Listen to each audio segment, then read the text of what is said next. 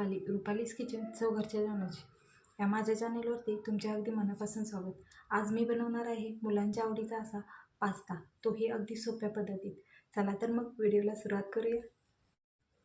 एका पातेल्यात 1 ग्लास पाणी घ्यायचं, त्यात चवीपुरतं मीठ टाकायचं आणि झाकण लावून एक उकळी मारून घ्यायची. उकळी आल्यानंतर त्यात हा पास्ता टाकायचा आणि 2 ते 3 मिनटं उकळीबरोबर शिजवून घ्यायचा. तर हा आपला पास्ता तयार आहे.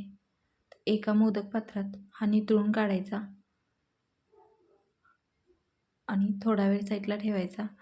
एक कढई घ्यायची, त्यात थोडंसं बटर आणि 1 चमचा तेल, अगदी थोडंसं तेल टाकायचं.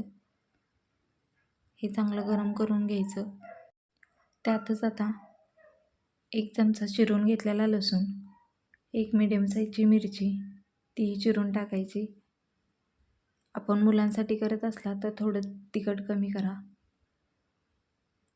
शिमला मिरची, गाजर, तर हे चांगलं भाजून घ्यायचं. यातच आता चिरून घेतलेला कांदा हा पण चांगला त्याच्याबरोबर भाजून घ्यायचा. त्यातच चिरून घेतलेला टॅमॅटो, थोडंसं वरून मीठ टाकायचं. झाकण लावून 5 मिनटं त्याला वाफ येऊन द्यायची, म्हणजे भाज्या आपल्या शिजतील. भाज्या चांगल्या शिजल्या की त्यातच सॉस टाकून घ्यायचा. 1 चमचा टॅमॅटो सॉस टाकायचा, 1 चमचा पिझ्झा सॉस टाकायचा आणि 1 चमचा मेयोनीज टाकायचं. तर हे सगळं मिक्स करून घ्यायचं. हे सगळं मिक्स झालं की त्यातच थोडं ऑर्गॅनो आणि चिली फ्लेक्स टाकायचं. हे पण चांगलं मिक्स करून घ्यायचं. शिजवून घेतलेला पास्ता टाकायचा आणि तोही चांगला मिक्स करून घ्यायचा. मिक्स झाल्यानंतर त्यात 1 चीज क्यूब किसून टाकायचं आणि झाकण लावून 1-2 मिनटं त्याला वाफलून घ्यायचं.